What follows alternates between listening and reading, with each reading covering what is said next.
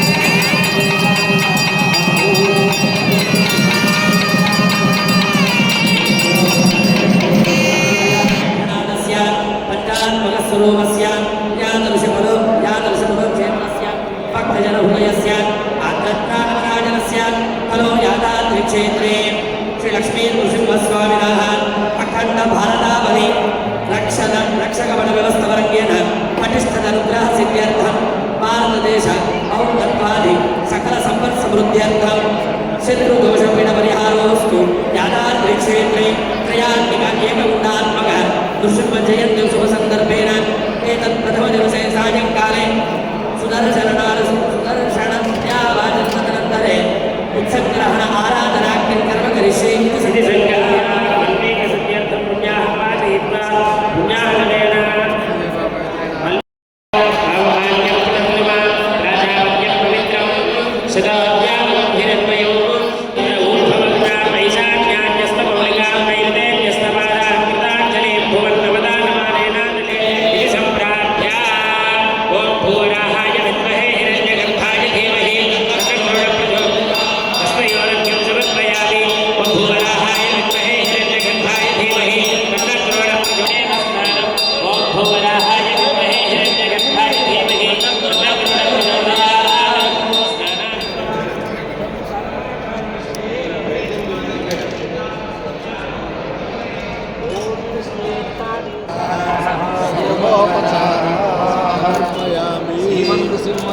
गरुडध्वजाय तावत्रयोपशमनाय भवौषधाय